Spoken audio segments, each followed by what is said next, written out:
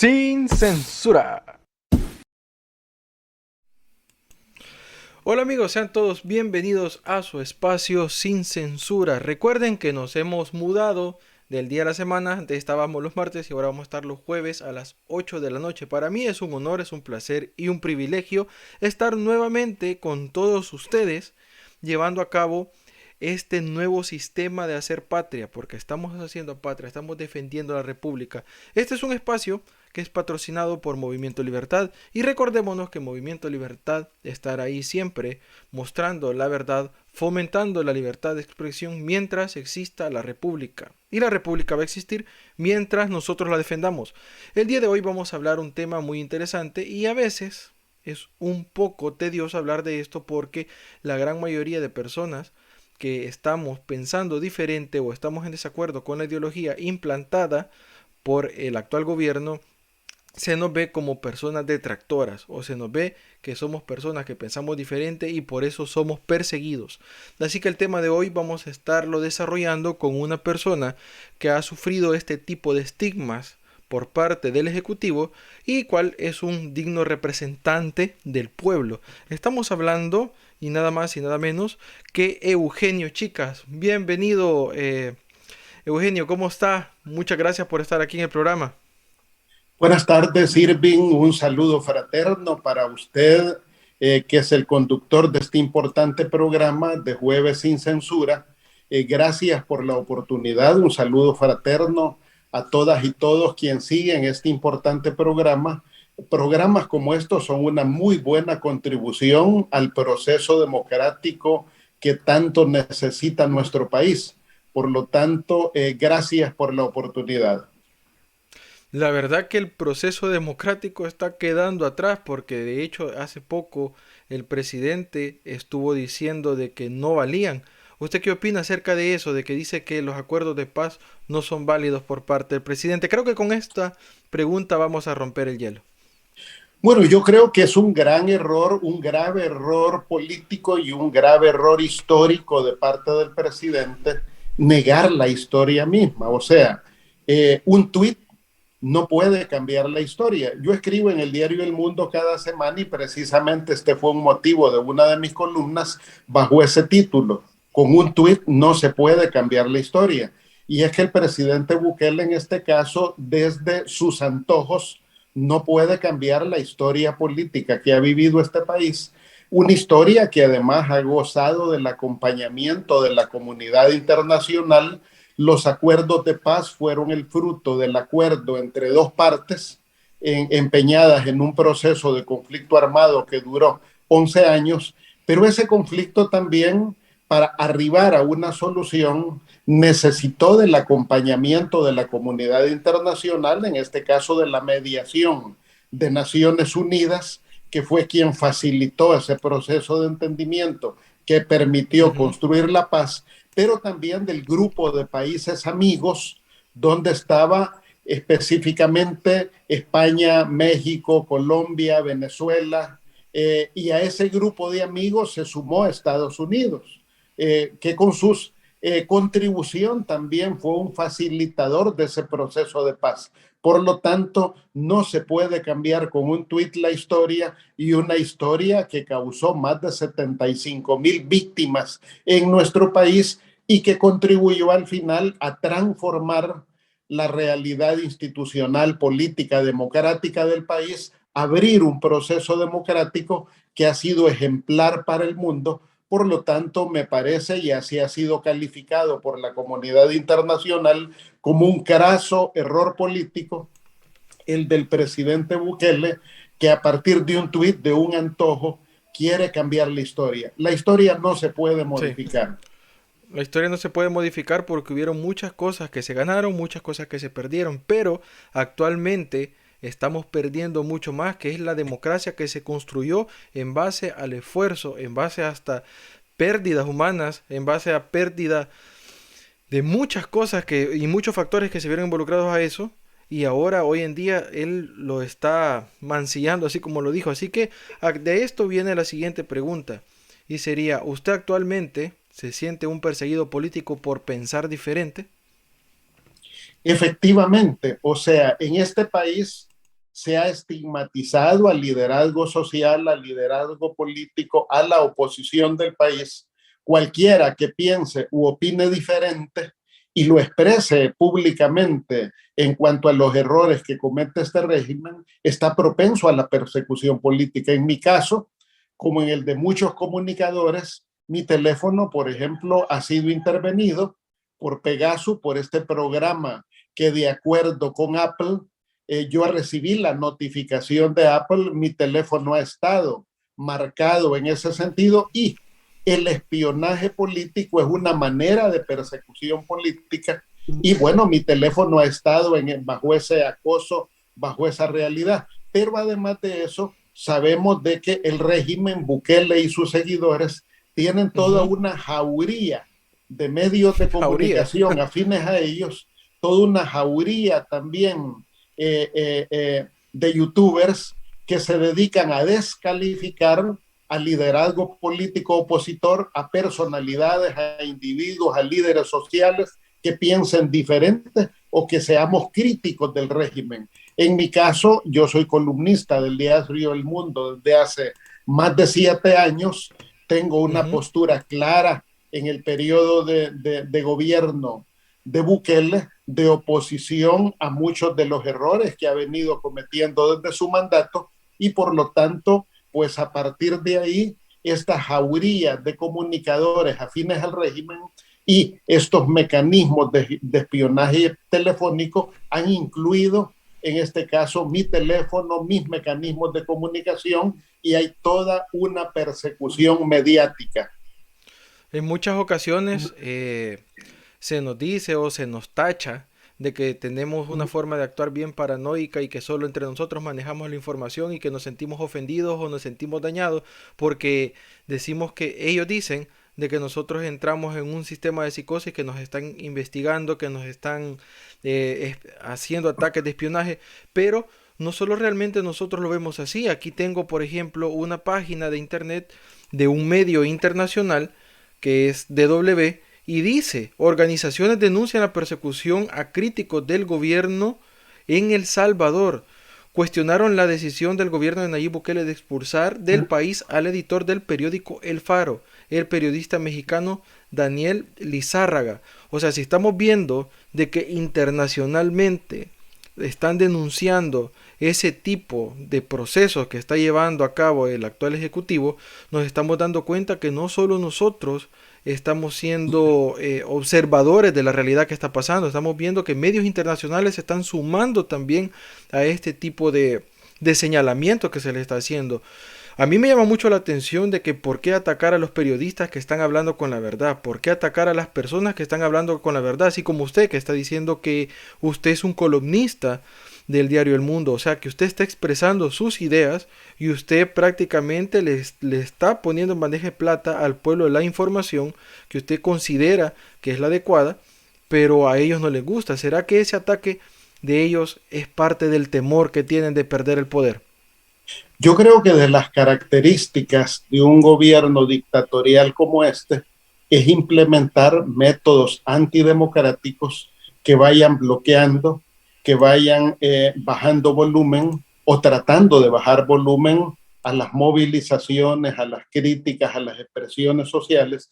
Entonces yo creo que ya es muy clara esa caracterización de gobierno dictatorial que se ha afincado en nuestro país. Por ejemplo, hay sendas investigaciones de medios extranjeros, hay empresas de alta tecnología que han podido verificar, que han podido comprobar que, por ejemplo, que la instalación, el uso del programa Pegasus para espiar a opositores, a medios de comunicación, pues es una alta tecnología que solo la pueden adquirir los gobiernos y por lo tanto pues ya es del conocimiento de la comunidad internacional de que este régimen se dedica a eso. Pero no solo es la persecución a quienes jugamos un rol de liderazgo desde la oposición, sino también es una persecución a la población. Por ejemplo, en las últimas marchas hemos visto estas modalidades de represión, de cómo el régimen despliega retenes a lo largo y ancho del país y esos retenes buscan contener a la población, registrar de manera indigna a quienes movilizan en esas unidades de transporte, bloquear, retener a esos marchantes que están cumpliendo con su derecho constitucional de poder asistir a una expresión pública, porque estos son derechos que están consagrados en la Constitución, que la gente sabe que tiene el derecho de movilizarse, de protestar, de hacer uso de la libertad de expresión. Y sin embargo, el régimen de Bukele se ha dado a la tarea de desplegar el ejército, la policía, para tratar de frenar. Y eso no van a lograr contener. Querer Ujú. detener la movilización social es querer tapar el sol con un dedo.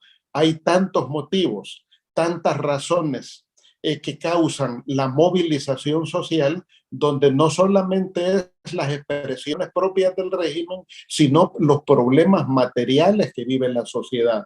Me refiero, por ejemplo, en este caso, al alto costo de la vida, al precio de los servicios básicos, a la falta de solución de temas tan inmediatos como es la salud, la educación, las dificultades para encontrar un empleo. Son esos temas a los cuales Bukele se comprometió a construir soluciones durante su campaña, y hoy que es presidente lo que hace es perseguir a la población, bloquear el liderazgo social, reprimir con este tipo de bloqueos para que la gente se le dificulte llegar a las marchas, a las movilizaciones.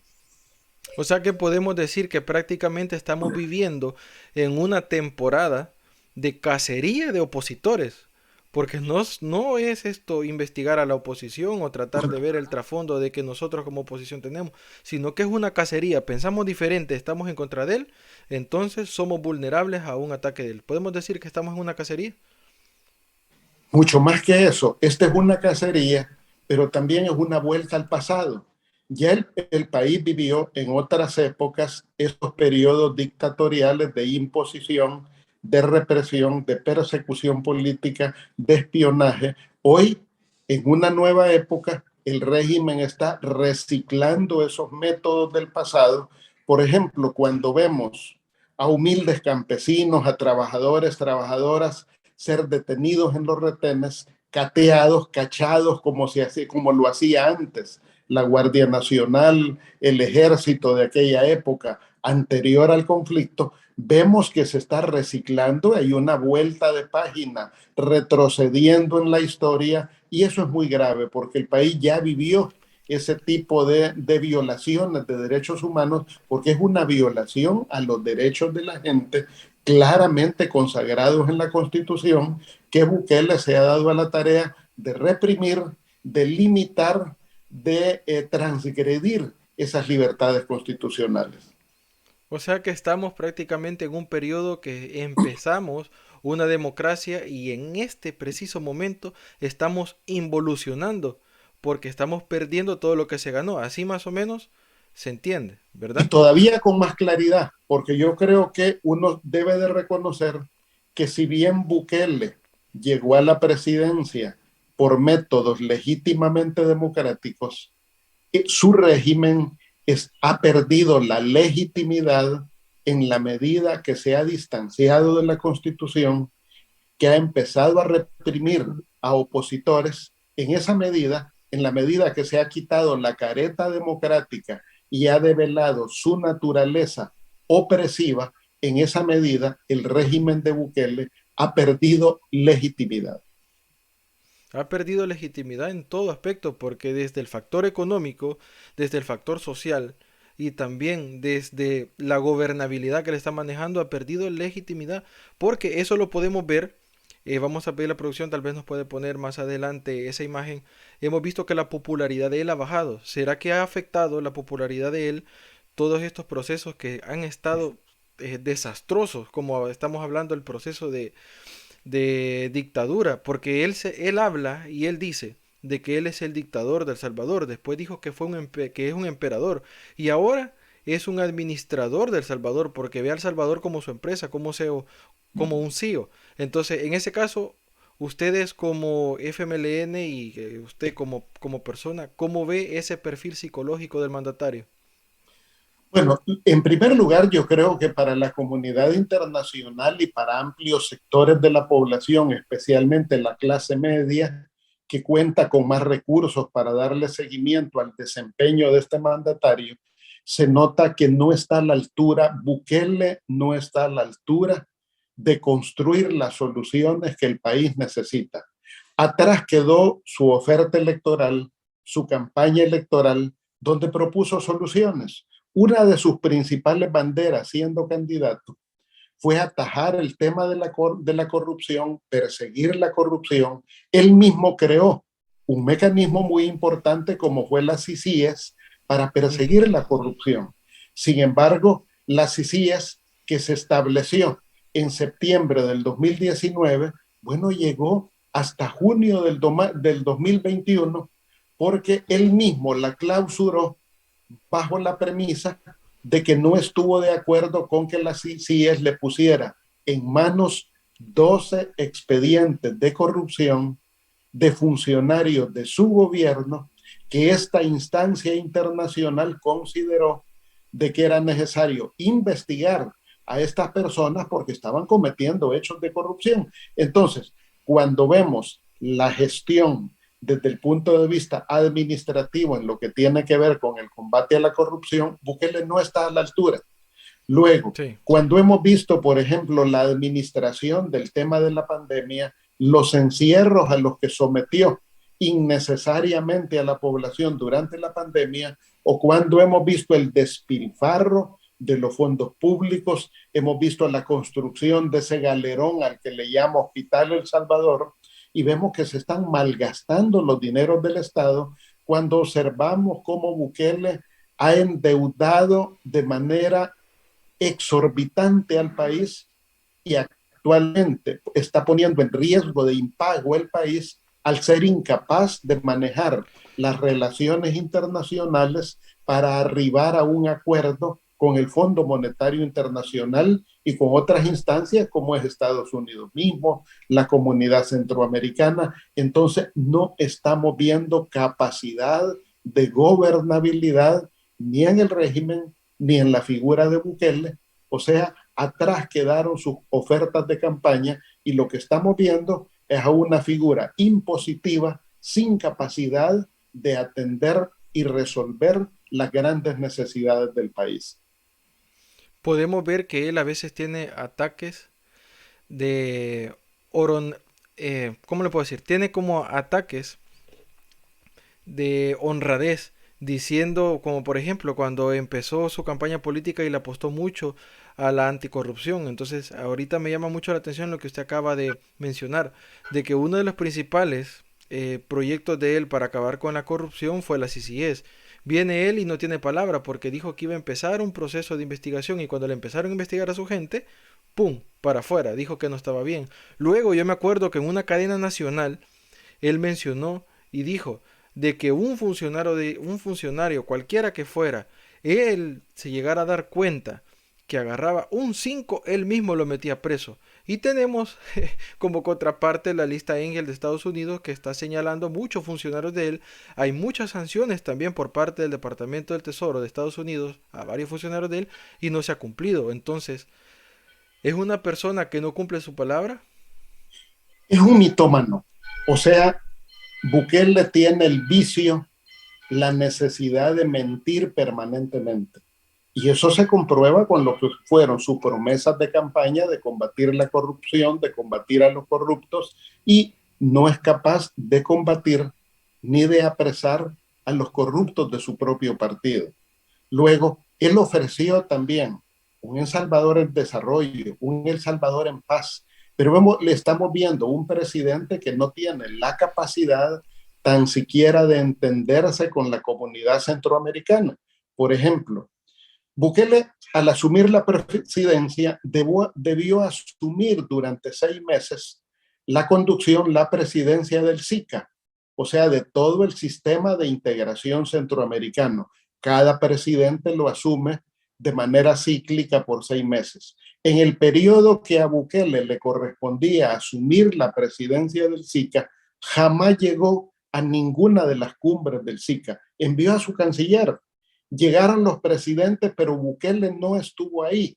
Y sin embargo, vemos a Bukele viajando por el mundo, pero no ha sido capaz de hacer una gira por los países del sistema de integración centroamericana, no tiene relaciones cordiales con los gobiernos y los países del sistema de integración centroamericano, cuando Centroamérica representa más del 40% de nuestro intercambio comercial. Centroamérica no solo representa lazos históricos, lazos importantísimos en cuanto a la gestión social y económica, sino también lazos de historia. Hay un proceso de integración en marcha. Sin embargo, Bukele no ha sido capaz de construir lazos de entendimiento y ha mentido cada vez que puede salir al espacio público, miente ofreciendo proyectos que no son realizables. Viene de ofrecer, por ejemplo, una ciudad Bitcoin en el oriente del país, un satélite, viene de ofrecernos un tren que va a atravesar todo el país, ha ofrecido un aeropuerto en el oriente del país, o sea, Un muchas mega estadio también. ofertas, sí, o sea, muchas ofertas de las cuales ya pasó la mitad de su mandato.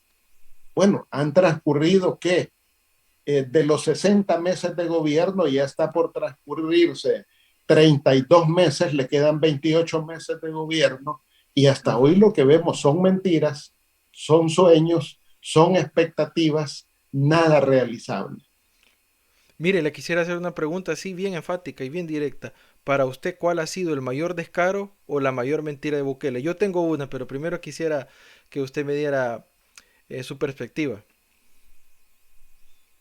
La inauguración de obras que se las Eh, atribuye sin haber sido ni el planificador, ni el gestor, ni el financista de esas obras. Por ejemplo, del gobierno anterior, Bukele recibió 147 obras en desarrollo. Entre ellas, por ejemplo, sitúo las más emblemáticas, como ha sido la carretera al puerto de la Libertad, o sea, poder concluir esa carretera al puerto. Esa carretera estaba financiada con fondos provenientes de la cooperación mexicana, estaba ujú. planeada, estaba en ejecución. Bueno, faltaban pocas cosas para inaugurarla y es una obra que él se la atribuye.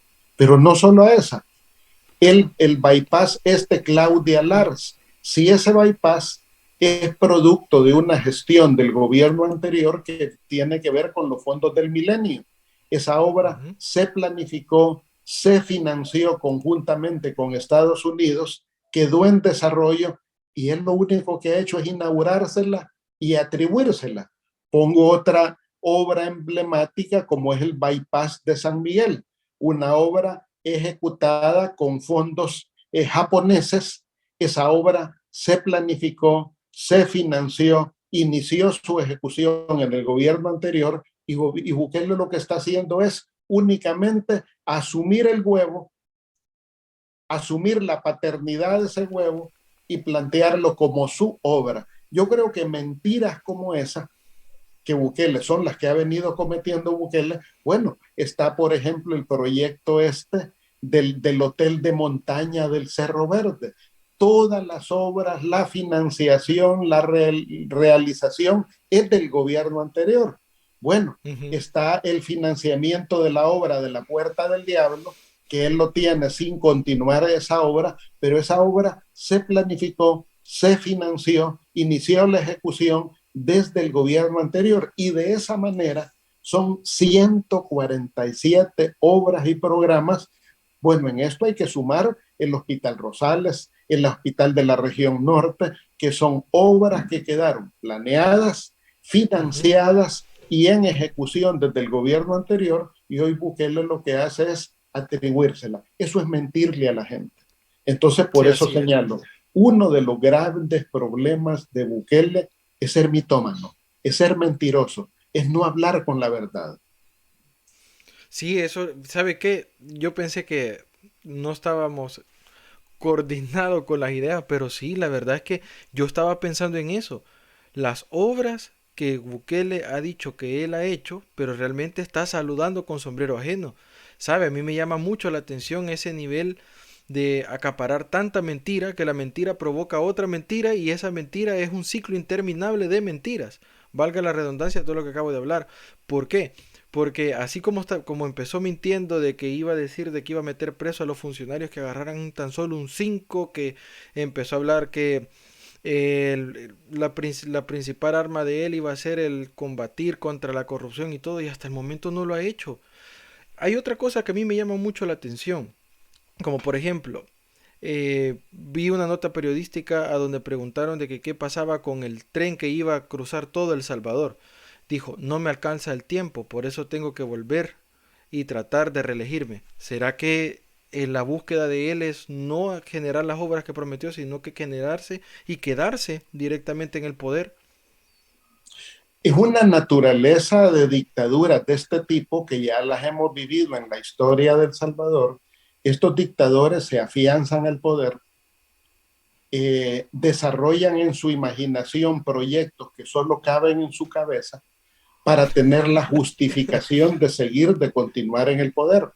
En ese Ujú. sentido, yo estoy seguro de que la pretensión de Bukele de aferrarse al gobierno, de perpetuarse en el poder, no tiene nada que ver con las obras o con los proyectos, no, no tiene nada que ver con eso. Es la ambición y la sed de poder de personajes como este. ¿Por qué razón? Bukele no tiene un plan de gobierno. La Constitución del Salvador exige que el gobernante debe de presentar un plan de gobernabilidad, un plan de gobierno. Hasta hoy, después de medio periodo de gobierno realizado, Bukele no ha presentado jamás su plan de gobierno. Por lo tanto, Bukele no tiene un derrotero político, no tiene un rumbo político. Es un gobierno, una dictadura que avanza en la sombra, que avanza sin brújula, que avanza sin rumbo ni destino. Esta es una situación muy grave para el país. ¿Por qué? Porque lo que ha venido haciendo es causando atropellos a la sociedad. Por ejemplo, elevar Ujú. el endeudamiento público sin resultados concretos de la manera en que lo viene haciendo está cercenando el futuro de nuestras generaciones. O sea, nuestros niños, nuestros jóvenes en el futuro vivirán solo para pagar deudas, deudas que está Así es. heredando este gobierno. Entonces, yo estoy seguro que el propósito de reelegirse de Bukele no tiene que ver en nada con poder realizar obras y progreso. Es el afán, es la ambición únicamente de aferrarse al poder. Y eso ya lo vivimos con Martínez en el pasado, América Latina lo ha vivido en manos de otros dictadores, pero los pueblos despiertan. Y yo creo que el error de Bukele es menospreciar la sabiduría, la experiencia de la sociedad que sabrá despertar como lo está haciendo, sabrá darse cuenta de las mentiras que este dictador está tratando de sembrar en la sociedad.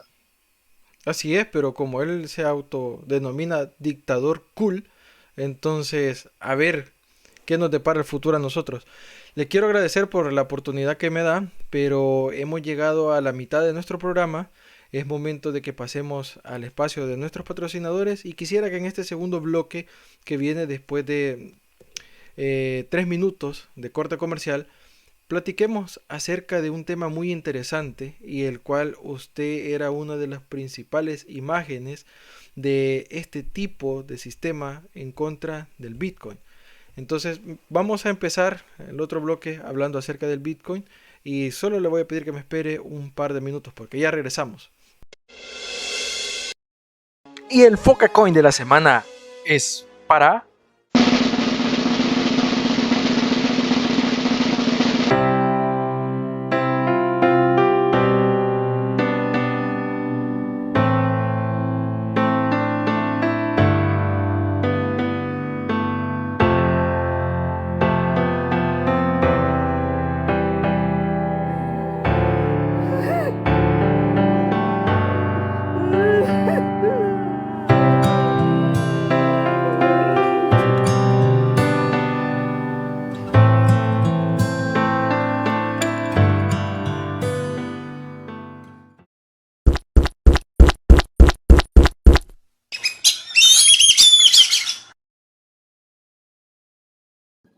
Oscar, premio, premio, premio. Ahí va, ahí va.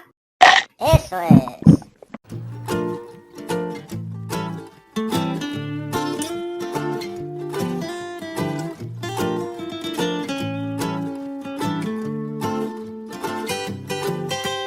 Soy ese clamor desesperado de una madre. Soy sangre derramada en las manos de un cobarde. Soy fuerzas que se unen en un cordón humano. Las manos del obrero. Soy voz de la conciencia que la vida está primero. Soy grito de la juventud. Soy ciencia, soy cultura. Memoria que no quiere revivir la dictadura. No soy una bandera, soy quien le da sentido. Soy la voz que quisiste silenciar, la del caído. Soy arte que protesta, un pueblo que resiste, con palos y pititas de los que te reíste.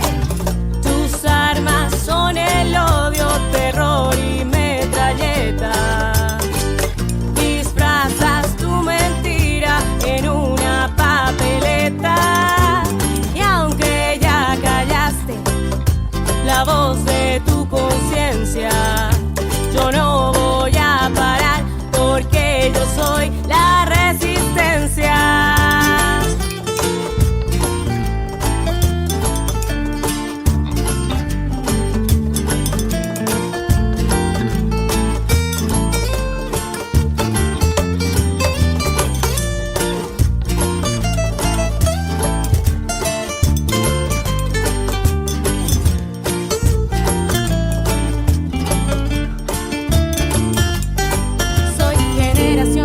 La excepción de tu regla, si te estorbo te adelanto, con dinero no se arregla. Los mismos niños que ayer te vimos entrar, somos los hombres y mujeres que te vamos a sacar. Soy el trabajo de mi tierra, llanos, valles y altiplano, explotada, repartida por la angurria de un tirano. Soy creyente cansado de poner la otra mejilla, pero hay líderes de pie y nunca un pueblo de rodillas. Soy el que te apoyaba y ahora no te respalda.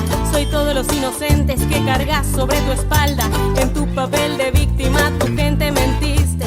En el que ayer odiabas, hoy te convertiste. Tus armas son el odio, terror y metralleta. Disfrazas tu mentira en una papeleta. Y aunque ya callaste la voz de tu conciencia, yo no voy a parar porque yo soy la resistencia. Soy un bosque en llamas, fauna y flora en emergencia. Soy un bombero voluntario en hora de impotencia. Ahora nadie se rinde, ya no existe y no puede. Nos quitaste tanto que hasta nos quitaste el miedo. Con disfraz de democracia te pusiste la careta. Pisoteaste nuestro voto y ese voto se respeta. Y hoy salimos a las calles a callar porque somos la resistencia. Y no vamos a callar porque somos la resistencia. Y no vamos a callar porque somos la resistencia.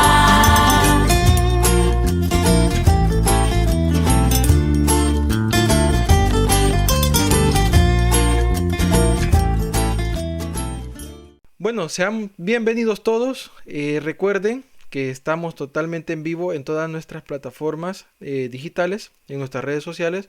Pueden ver aquí abajo en la descripción del video los links de nuestras diferentes redes sociales por si nos quieren apoyar y quieren hacer patria suscribiéndose a nuestro canal. El día de hoy estamos hablando con Eugenio Chicas, el cual hemos hecho un análisis en la primera parte acerca de las mentiras y los descaros que ha tenido el gobierno actualmente con nuestro país, y en esta segunda parte vamos a estar hablando de un tema muy sensible para la población y es el tema económico, y nos vamos a enfocar mucho con respecto al movimiento no Bitcoin. Gran parte de la población está en desacuerdo y gran parte de la población no está utilizando este sistema, el cual, aparte de que se le proyecta un buen futuro para el país, actualmente no se ha mostrado realmente que vamos por un buen camino. Estamos con Eugenio Chicas y él nos va a comentar acerca del movimiento no al Bitcoin. Lo tenemos por acá. ¿Qué tal? Muchas gracias por estar nuevamente aquí con nosotros en nuestra segunda parte. Quisiera hacerle una pregunta, señor Eugenio. Eh, ¿Usted cree que el Bitcoin funciona como una moneda en nuestro país o funciona para otras cosas? Bueno, el tema del Bitcoin es un motivo de mucho estudio de parte de la comunidad internacional de analistas políticos y económicos, y es que en realidad no hay, por el ángulo que se pueda investigar, deba de analizar, no se puede encontrar una solución racional, coherente en función de los intereses nacionales del por qué el gobierno de la República, el señor Bukele, adoptó el Bitcoin, un criptovalor, como moneda de curso legal. Sabemos, quienes le venimos dando seguimiento a este tema, que el Bitcoin, en primer lugar, no reúne las características para ser una moneda. Es un criptoactivo eh, sumamente volátil, sumamente inestable, y por lo tanto no es recomendable desde los tanques de pensamiento, desde los organismos financieros internacionales, no ha sido recomendable poderlo situar como una moneda de curso legal porque no reúne las características de lo que es una moneda a partir de su volatilidad. Además, hay que señalar que ningún país de la comunidad internacional, ni países muy avanzados tecnológicamente, como podrían ser países europeos, los Países Bajos, los nórdicos, por ejemplo, nadie Ujú. ha adoptado este criptovalor como moneda de curso legal legalizada en este caso por vía legislativa y por vía gubernamental. Nadie en su sano juicio lo ha hecho. Por lo tanto, representa una incógnita por qué el gobierno de El Salvador se ha atrevido a eso. Hay varias valoraciones en este caso. Uno, Ujú. es conocido que el Bitcoin, así como otras criptomonedas, son utilizadas como refugio para capitales especulativos, para capitales golondrinas y como recurso de lavado de dinero para operaciones de narcotráfico u operaciones de quienes pretenden lavar dinero derivado de la corrupción. Entonces, por lo tanto, hay asidero de parte del análisis de la comunidad internacional para pensar que una de las principales motivaciones para hacer del Bitcoin un recurso legal en el país es precisamente ocultar operaciones de lavado de dinero, ya sea de la corrupción o ya sea el narcotráfico. Y en segundo lugar, también se sabe que el Bitcoin y la plataforma que ha sido creada a partir del Bitcoin, como es la Chivo Wallet, perfectamente puede ser la plataforma que pueda utilizar el gobierno sin que nos confiese esa realidad, y es ante el hecho de la posibilidad de que se le caiga la dolarización, que se venga al piso la dolarización, en esa contingencia Bukele y su camarilla podrían utilizar la plataforma de Chivo para Ujú. encaramar un colón digital. ¿Por qué se Ujú. puede caer la dolarización? La dolarización se puede caer porque en la actualidad la cantidad de dólares que entran a la economía cada vez es menor que la cantidad de dólares que están saliendo de la economía. ¿Por qué entran dólares a la economía? Entran dólares a la economía por todo lo que exportamos, entran dólares a la economía por las donaciones internacionales, por los préstamos internacionales, por los servicios que presta el país, por eso ingresa, o por la remesa, ingresan dólares. ¿Por qué salen dólares de la economía? Por todos los pagos de la deuda, que son exorbitantes, los intereses de la deuda, el pago de capital de la deuda. Salen muchos dólares de la economía también por los servicios que paga el país.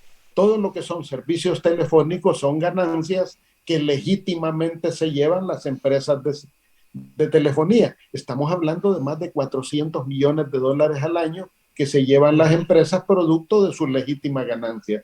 O la factura petrolera Solo el año pasado rondó los 1.700 millones de dólares la factura petrolera, y de esa manera uno revisa que todo el dinero que sale del país es mayor del dinero que está ingresando al país. Eso puede tumbar la dolarización, pero la otra razón que puede tumbar la dolarización es un impago. El riesgo de que el país caiga en un impago por la irresponsabilidad del gobierno en el manejo de la deuda, una deuda exorbitante. Entonces, por lo tanto, la sospecha que tiene la comunidad internacional sobre el Bitcoin es que la plataforma del Bitcoin puede ser apenas un pretexto para poder habilitar una plataforma digital que en el futuro inmediato le sirva al gobierno para implementar un colón digital en el caso de que se le derrumbe la dolarización. Lo cierto es que hasta hoy hay una tercera presunción, que sea exclusivamente un negocio privado de la familia Bukele, en el que lamentablemente han gastado ya más de 203 millones de dólares. ¿Y por qué digo más de 203? Porque lo que la Asamblea Legislativa le aprobó, sus diputados, los diputados de Nuevas Ideas y sus socios, le aprobaron a Bukele fueron 203 millones para invertir en el Bitcoin. A estas alturas no sabemos cuánto ha invertido, no sabemos a quiénes le han pagado, no sabemos quién maneja esa plataforma. Por lo tanto, esa es una caja negra, esa es una caja de dudas, todo el manejo del Bitcoin que se está convirtiendo en una caja de sorpresas, en una caja de Pandora, que no sabemos qué desastres adicionales traerá para el país. Ya nos está trayendo uno, y es el hecho de que diplomáticamente y económicamente El Salvador no se puede entender con la comunidad internacional, me refiero con los organismos financieros internacionales, porque toda la comunidad internacional rechaza el Bitcoin como instrumento legal en una economía. Y Bukele, de manera tosuda y sin revelar cuáles sean las verdaderas razones, ha mantenido el Bitcoin, esta legalidad del Bitcoin, sabiendo todo el daño que le está causando al país. Gastar 203 millones de dólares cuando le han quitado 15 millones de presupuesto a la Universidad de El Salvador no se vale. Entonces, gastar 203 millones de dólares cuando no están resolviendo las justas demandas del sector magisterial del país, que está ganando salarios de hambre, que no tienen resueltas sus necesidades, no es justo. Entonces, por lo tanto, el tema del Bitcoin es un tema, en este caso, de amenaza a la realidad económica del país, a la estabilidad económica del país.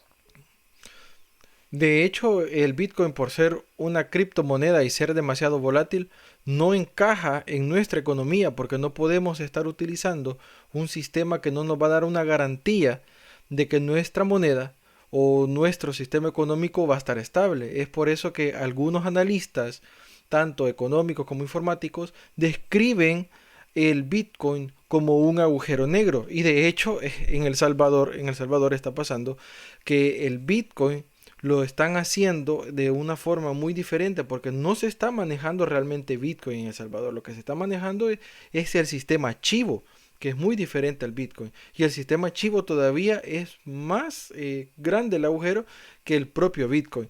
Les voy a dar un ejemplo. Si ustedes vienen y depositan dinero en su Chivo Wallet o en su sistema de chiviar el dinero, así como lo estábamos diciendo hace un par de programas atrás, porque chivo viene de la palabra chiviar, es si entra el dinero. Pero si usted quiere transferir de su Chivo Wallet a otra wallet X, por decirle cripto, por decir usted quiere transferir dinero a otra, no se puede hacer. O sea que ese agujero negro solo está tragando y está comiendo el dinero de la población. Quiero ponerle a usted aquí en pantalla esta imagen porque cuando usted se estuvo manifestando fue uno de los principales rostros en contra o en la campaña del Bitcoin.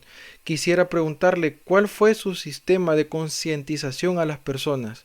¿Qué es lo que realmente usted hacía énfasis en esa campaña de no al Bitcoin? Para la persona común y corriente, ya sabemos que para las demás personas que están de acuerdo con Bukele, si Bukele dice rojo, aunque sea verde, los demás dicen rojo. Pero a la tipo de persona de esa común y corriente que estaba dudoso y estaba pensando qué es el Bitcoin, por qué estamos implementando un sistema en el cual ni siquiera se tardó 2 meses ni 3 meses en investigarlo, sino que en un par de semanas lo activaron. Entonces, ¿cuál fue su campaña de concientización?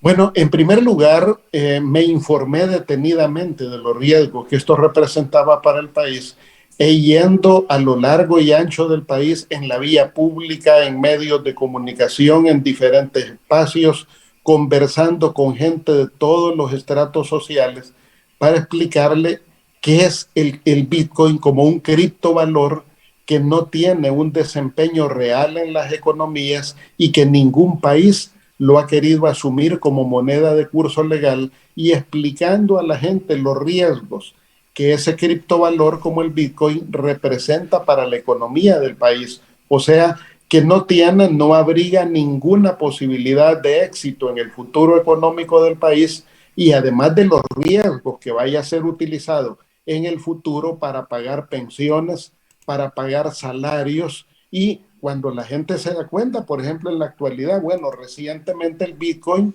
llegó a los $64,000 por Bitcoin. Recientemente se desplomó a 33,000. Como un trabajador, por ejemplo, se va a jugar el riesgo de que lo que reciba en salario en un mes, de la noche a la mañana, sea la mitad del valor? O sea, sería desastroso para los trabajadores, para un pensionado que vaya a recibir su beneficio de parte de un criptovalor que de la noche a la mañana puede perder su valor. Siempre hemos insistido de que pues este debiera de ser un recurso privado que no debe de estar sujeto a un marco legal, ni mucho menos a la intervención del gobierno, porque esto opera perfectamente como un casino, como la lotería, para dejar voluntariamente y sin obligatoriedad a toda persona que de la misma forma como voluntariamente decide entrar a un casino, comprar la lotería, pues es su riesgo, es su dinero. En ese sentido, lo que demandamos en esa campaña es desmovilizar, desaprobar el artículo 7 de la ley del Bitcoin, que es el que establece la obligatoriedad. Si ese recurso queda como un mecanismo voluntario de que lo juegue quien lo quiera jugar, es su riesgo. Entonces, por lo tanto, yo creo que el mensaje la gente lo ha entendido. Todas las encuestas de opinión reflejan en la actualidad que la mayoría de la sociedad salvadoreña, en un número superior al 70%, incluidos los seguidores de Bukele, desestiman el Bitcoin, están en contra del Bitcoin y no quieren el Bitcoin como moneda de recurso legal y mucho menos obligatorio. ¿Usted cree que actualmente hay diputados de la bancada Cian y hay personas afines al actual gobierno que están opuestos o por lo menos tienen la mentalidad de oponerse, pero no lo puedan hacer?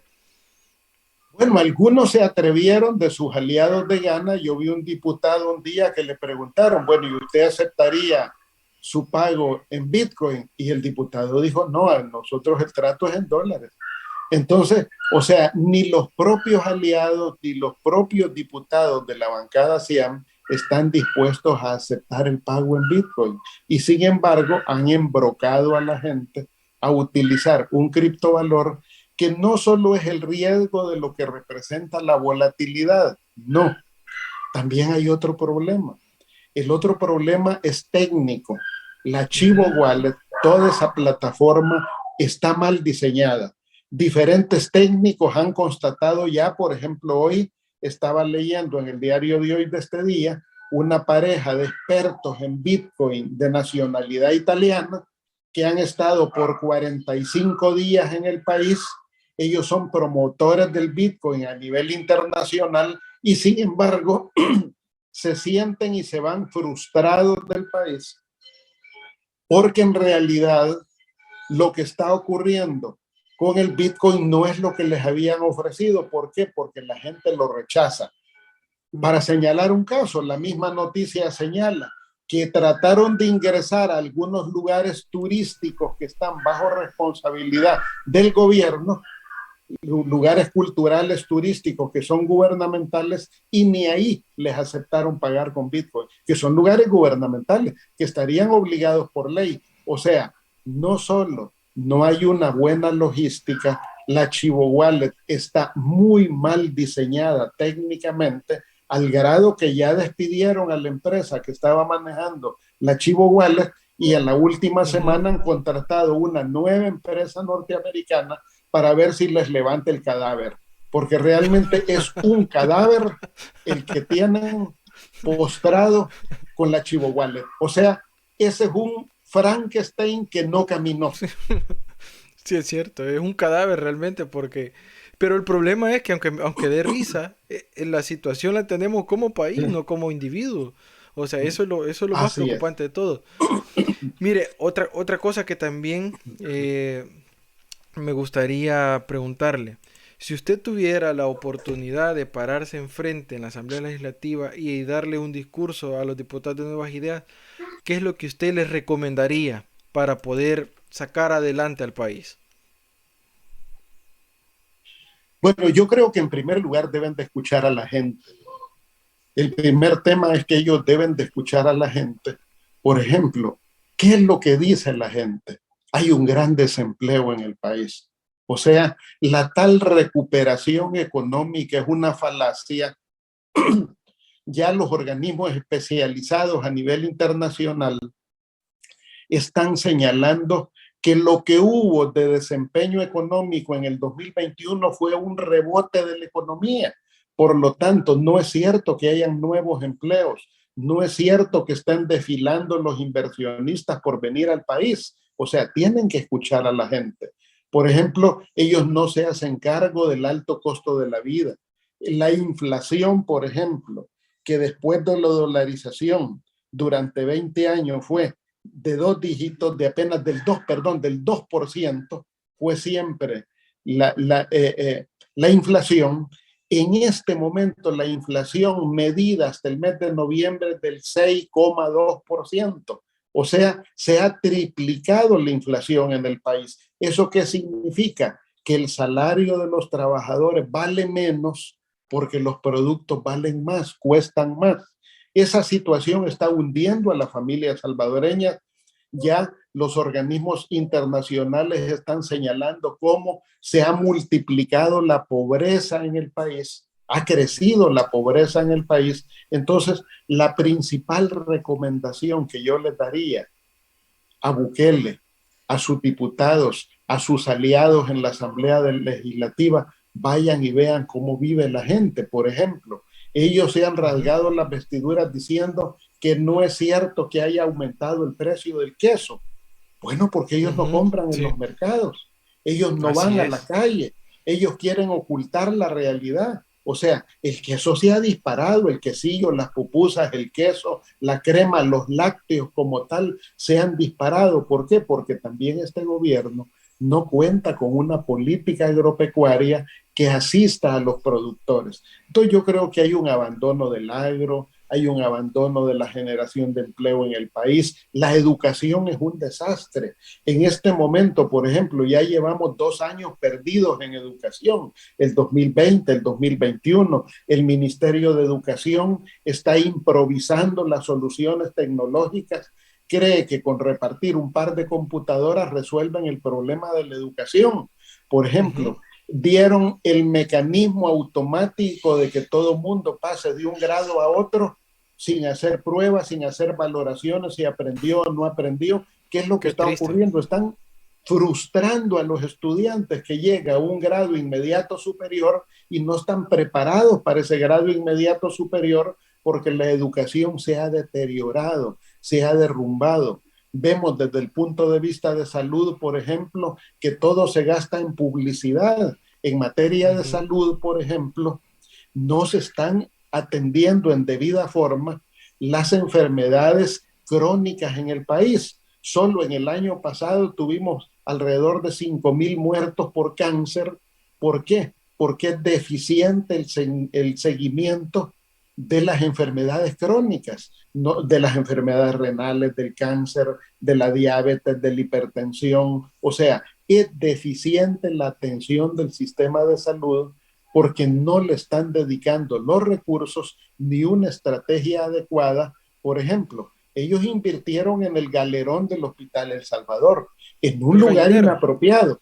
Ese no es un lugar apropiado para un hospital, cuando ya estaba definida la construcción del nuevo Hospital Rosales, que lo debieron de haber terminado ya. ¿Qué hicieron con el dinero del Hospital Rosales? ¿Qué hicieron con el dinero del Hospital de la región norte de Nejapa, que Saltepeque, que también estaba aprobado, financiado, planificado? O sea, yo el mensaje que les daría es: salgan a la calle, escuchen a la gente, presenten, aunque sea de manera tardía, un programa de gobierno para saber cuál es la ruta que llevan, porque no tienen rumbo, no tienen ruta.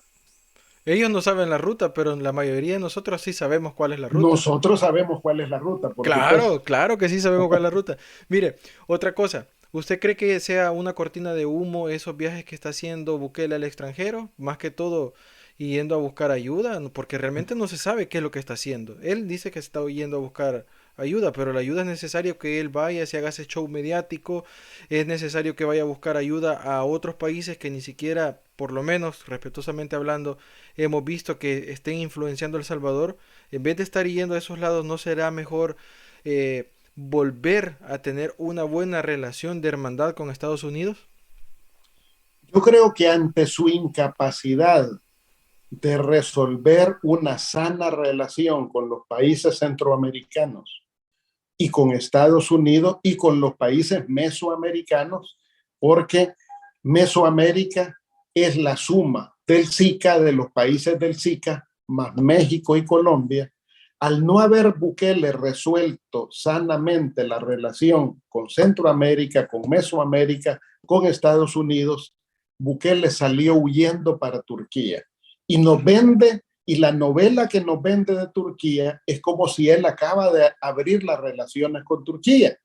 El Salvador tiene relaciones con Turquía desde hace 62 años. Turquía ha tenido un acercamiento importante con la región centroamericana en los últimos 5 años.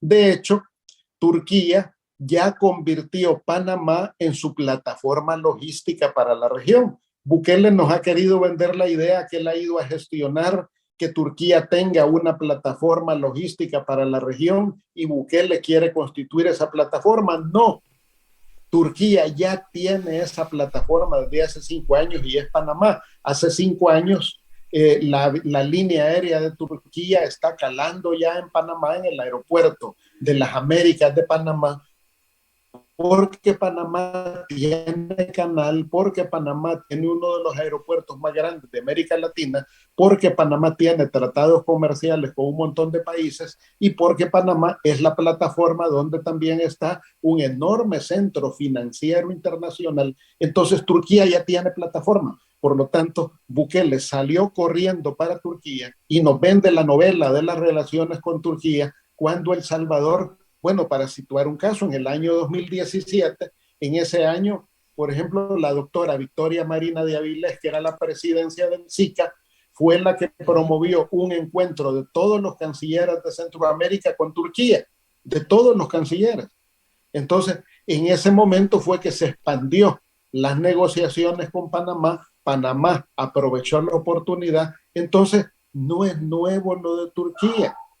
Y en la otra realidad, por ejemplo, el mercado de Turquía en el sur de América es su prioridad. Turquía con Venezuela, con Argentina, con Chile y con Ecuador tiene un comercio anual de 12.500 millones de dólares. 12.500. ¿De cuánto es el intercambio del Salvador con Turquía? 50 millones por año. 50 millones por año y la mayor parte se la lleva a Turquía. O sea, me imagino que es más lo que ha gastado Bukele en su viaje a Turquía con esa enorme comitiva que llevó, de cirqueros y de todo lo que llevó, que la Hasta títeres realidad llevó. de lo que puede aportar esa relación para el desarrollo económico y social del país. En lugar de estar viajando tan lejos, Bukele debe de tener la humildad y la sensatez de construir las relaciones con la comunidad centroamericana y con nuestro aliado Estados Unidos, que es un aliado de la región, donde además hay más Más de 3 importante, ¿no? millones de salvadoreños viviendo y de donde vienen 7.500 millones de dólares en remesa, que es el 26.2% del Producto Interno Bruto del país. O sea, hay Así es. suficientes razones para que Bukele se preocupe más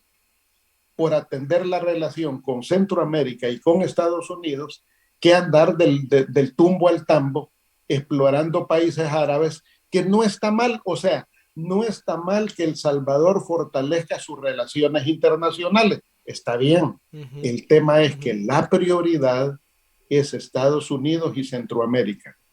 Sí. Centroamérica representa, Mesoamérica es el 50% del comercio de El Salvador.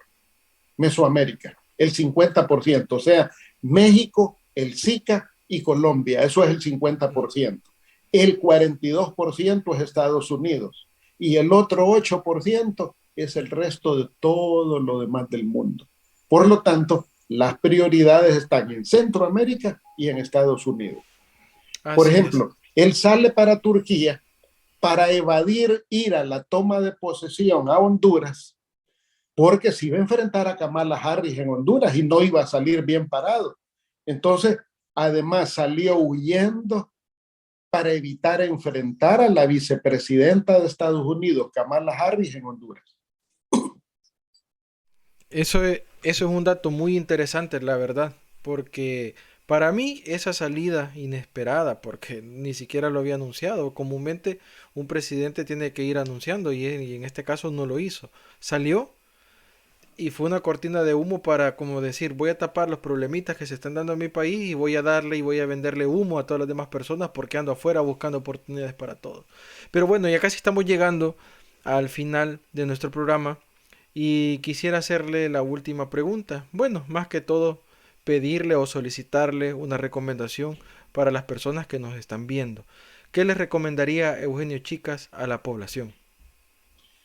Yo creo que en este periodo es un periodo en el que todos debemos de preocuparnos por nuestra familia, por nuestra comunidad y por el país. O sea, la realidad parte de nuestra familia, sigue con el entorno de nuestra comunidad y es necesario atender el país. Y para eso, desde el espacio donde estemos, creo que es un imperativo organizarnos. Organizarnos en torno a nuestra iglesia, sea católica o evangélica, organizarnos en el sindicato, en asociaciones, en directivas comunitarias, organizarnos en la sociedad civil como tal, en partidos políticos opositores. Yo creo que es importante que todos asumamos una postura de organización y luego asumir y enfrentar el debate en las redes sociales. O sea, hoy el país cuenta con la modernidad, con la novedad de poder participar en diferentes maneras de debate en Facebook, en Twitter, en Instagram, en cualquiera de las plataformas de redes sociales. Debemos de dar opinión, no debemos de callar. Entonces, organizarse, opinar y movilizarse es mi recomendación. Vienen nuevas marchas, viene la marcha del 1 de mayo, viene la marcha de los maestros en los próximos días, a los excombatientes y veteranos de guerra, debemos de estar a la par de estas movilizaciones, participando activamente en estas movilizaciones y además de informarnos por buenas fuentes para poder tener información de calidad como en programas como este Jueves sin Censura. Muchas gracias por la oportunidad. Realmente para mí ha sido un honor compartir cámara con usted.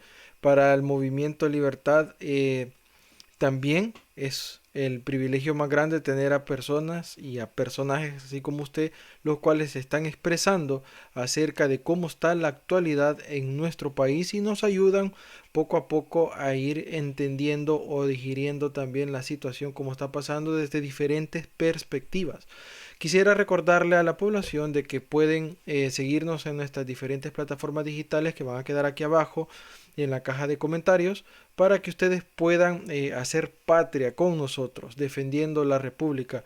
Muchas gracias, señor Eugenio Chicas, por la oportunidad que nos da. Y muchas gracias a todas esas personas que han estado comentando, han estado pendientes del programa y a las que nos van a ver de diferido. Espero volverlo a tener pronto aquí en este programa en otra ocasión. Muchas gracias, Irving. Ha sido una noche muy agradable, una noche de jueves muy agradable y con mucho gusto estaré en otro programa. Gracias. Ok, pasen muy buenas noches a todos y los espero próximamente aquí en su programa Sin Censura. Muchas gracias.